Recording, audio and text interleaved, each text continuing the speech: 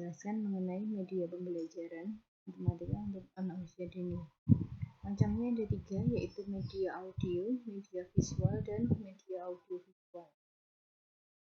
Nah, media audio sendiri itu sebuah media pembelajaran yang mengandung pesan dalam bentuk auditif atau pendengaran, serta hanya mengandalkan kemampuan suara saja, seperti radio dan kaset.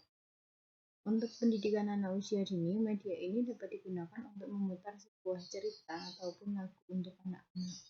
Melalui media ini akan diperintahkan untuk menyimak, mendengarkan, atau bahkan meniru cerita atau lagu-lagu yang diputar. Manfaat media audio untuk anak ini adalah dapat merangsang perkembangan imajinasi dan perkembangan bahasanya. Oleh karenanya, untuk dapat memanfaatkan media audio dengan baik, media ini harus dipersiapkan secara maksimal, seperti besar kecilnya volume suara serta intonasi. Jadi, intinya seorang anak dapat menangkap dan memahami suara yang didengarnya, baik itu cerita maupun lagu anak-anak. Ya, bisa aja diperdengarkan lagu anak-anak, nanti di situ diselipkan kalau di matematika nanti 1 ditambah 1 itu kan ya bisa kayak gitu. Kemudian media visual adalah media yang hanya mengandalkan indera penglihatan. Untuk media visual itu adalah media grafis dan media proyeksi. Jadi kalau ini hanya berupa gambar gitu. Jadi media visual itu mengkomunikasikan antara fakta dan data yang berupa gagasan atau kata-kata verbal dengan gambar seperti poster, kartun, dan komik. Sedangkan media proyeksi adalah media proyektor yang punya unsur cahaya dan lensa atau cermin, misalnya UHF, slide, dan film strip. Jika dibandingkan dengan media audio, media visual dalam situasi tertentu lebih baik digunakan sebagai media pembelajaran, khususnya untuk anak usia dini. Jadi kalau visual kan jadi cuma lihat saja gitu. Bisa tadi bentuknya berupa poster, kartun, atau komik. Nanti kalau dikaitkan dengan matematika gimana?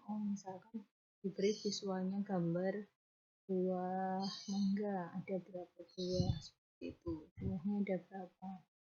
Kemudian bisa ditampilkan dalam slide ya, atau UHF atau proyektor atau LCD sekarang itu boleh juga.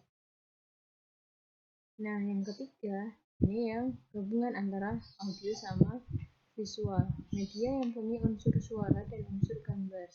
Jenis media ini dibagi jadi 2, audio visual diam yang menampilkan suara dan gambar diam seperti film bingkai, film rangkai, suara, dan cetak suara.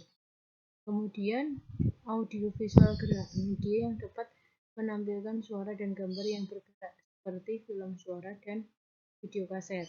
Nah, perkembangan alat peraga dalam kegiatan pembelajaran bagi anak usia dini hendaknya disesuaikan dengan kebutuhan anak berdasarkan pertumbuhan dan perkembangan serta alur anak adalah dunia bermain. Itu medianya. Kemudian dari beberapa pendapat ahli, jenis media pembelajaran anak usia dini itu ada yang berpendapat seperti ini, dibedakan jadi 2, media lingkungan dan media permainan. Media lingkungan adalah tempat atau suasana keadaan yang dapat mempengaruhi pertumbuhan dan perkembangan seseorang.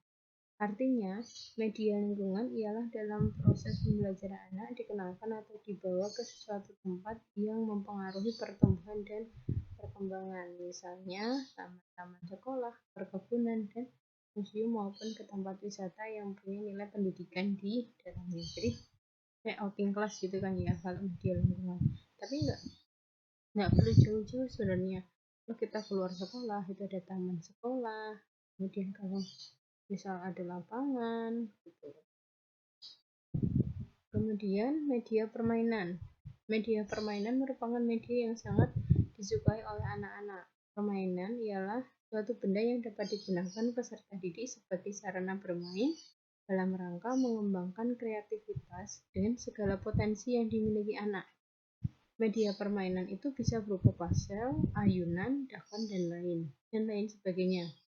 Prinsip penggunaannya sebagai media pembelajaran adalah permainan tersebut mempunyai unsur keamanan dan kenyamanan. Jadi ini masih seperti pertemuan minggu kemarin ya. Jadi prinsip media pembelajaran itu dia harus punya unsur keamanan juga kenyamanan. Jadi tidak membahayakan anak juga. Alat peraga dalam bentuk permainan harusnya bersifat edukatif. Alat peraga edukatif atau APE sengaja dibuat bagi anak untuk merangsang berbagai kemampuan dasar pada anak sehingga pendidikan yang berlangsung pada mereka tetap dirasakan sebagai suatu kegiatan yang menyenangkan. Jangan sampai anak bosan kalau sekolah itu menyiksa gitu. Enggak, sekolah itu dibuat sebagai suatu kegiatan yang menyenangkan. Ketika memilih permainan yang digunakan harus melihat dari unsur edukatif permainan tersebut. Adapun unsur edukatif yang terdapat dalam alat peraga seperti berikut. Ada unsur gerak motorik atau gerak fisik. Itu melatih kemampuan, daya tahan, kekuatan, keterampilan, dan ketangkasan anak. Afeksi atau perasaan biasanya dapat dilatih melalui emosional anak dengan menggunakan alat peraga secara bersama-sama, jadi bareng sama temannya. Kognitif, kecerdasan otak. Ini terus spiritual, budi pekerti. Unsur spiritual biasanya melibatkan kehalusan, kelembutan, dan semangat terdalam dari hidup seseorang. Kemudian keseimbangan atau kesempurnaan hidup ialah memiliki manfaat positif dalam jangka waktu pendek maupun panjang. Jadi kesemua jenis alat peraga itu dapat digunakan sebagai penunjang keberhasilan pendidikan. Penggunaan dan pilihan media yang tepat sangatlah mempengaruhi keberhasilan belajar. Jadi harus diperhatikan tadi penggunaan dan pemilihan media yang.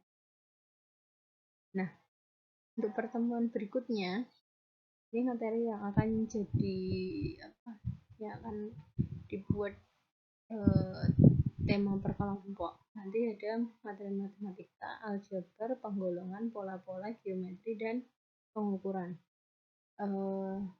Silahkan nanti dibuat kelompok. Nanti untuk kelompok 1 dibahas tentang aljabar, kelompok 2 penggolongan, kelompok 3 pola, kelompok 4 geometri, dan kelompok 5 pengukuran. Saya minta materinya dalam PowerPoint dan kita kan buat media untuk membelajarkan aljabar, untuk membelajarkan penggolongan, pola-pola, geometri, serta pengukuran. Nah, dari sini nanti bisa dibuat satu peragaan gitu, peragaan cara mengajarkannya itu dibuat dalam bentuk video gitu. Jadi kreativitasnya kalian, nanti videonya diupload di YouTube, kemudian linknya dibagikan. Untuk materinya misalkan materinya itu bisa cara pembuatan media pembelajarannya sama langkah-langkah mengajarkannya gitu ya. Nah, kita lanjutkan untuk pertemuan. Terima kasih. Assalamualaikum warahmatullahi wabarakatuh.